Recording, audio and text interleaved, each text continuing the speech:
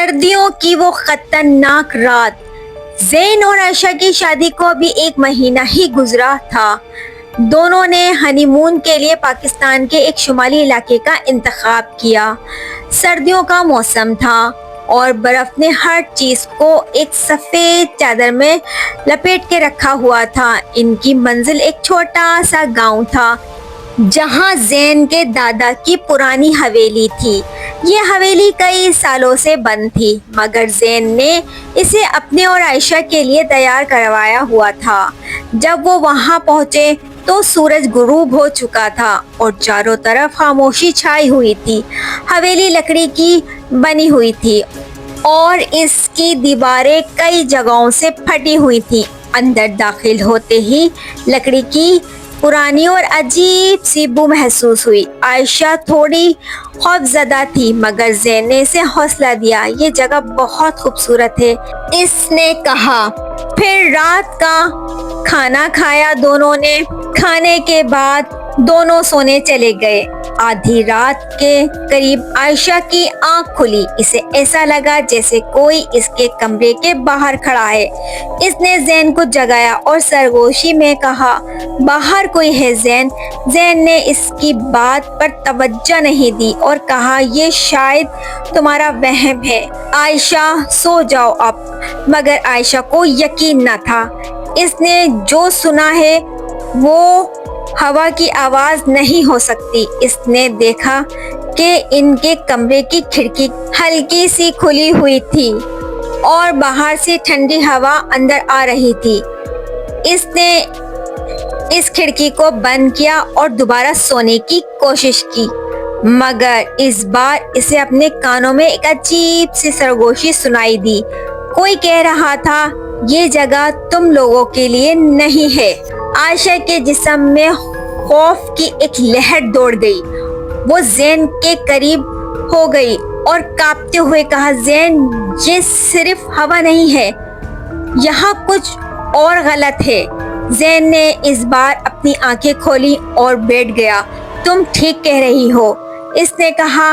मैं भी कुछ अजीब सा महसूस कर रहा हूँ। इसी लम्हे इन्हें हवेली के नीचे से पुरानी लकड़ी की सीढ़ियों पर कदम की आवाजें सुनाई दी।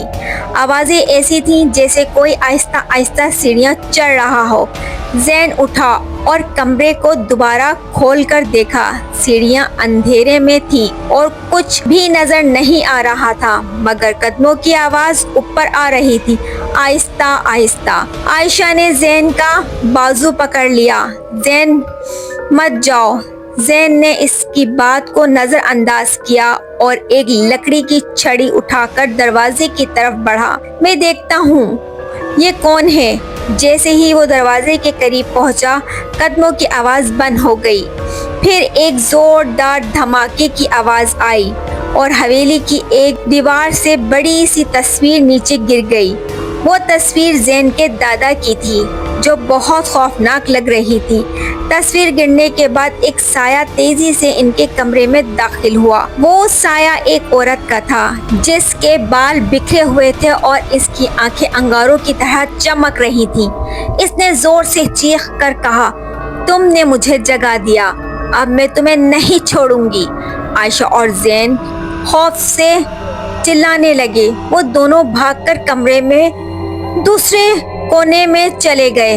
वो औरत तेजी से इनकी तरफ बढ़ी। ज़ैन ने जल्दी से अपने पास पड़ा हुआ लैंप उठाया और इसे इस औरत पर फेंक दिया। लैंप इसके जिस्म पर टकराया और आग लग गई। वो औरत आग में जलने लगी और खौफनाक आवाजें निकालने लगी। फिर आहिस्ता आहिस्ता धुएं में तब्दील हो गई और गायब हो गई। अगली सुबह ज़ैन और आयशा ने फौरन हवेली छोड़ दी। इनकी हनीमून की ख्वाहिश एक खौफनाक तजुर्बे में बदल गई थी। वो दोबारा कभी इस जगह वापस नहीं गए। गांव के लोगों ने बताया कि वो औरत दरअसल एक बदरूह थी, जो इस हवेली में रहती थी और किसी को भी वहां सुकून से रहने नहीं देती थी। زین اور عائشہ کو آج بھی سردیوں کی وہ رات یاد آتی ہے جب انہیں شمالی علاقوں کی خوبصورتی کے پیچھے چھپی ایک خوفناک حقیقت کا سامنا کرنا پڑا۔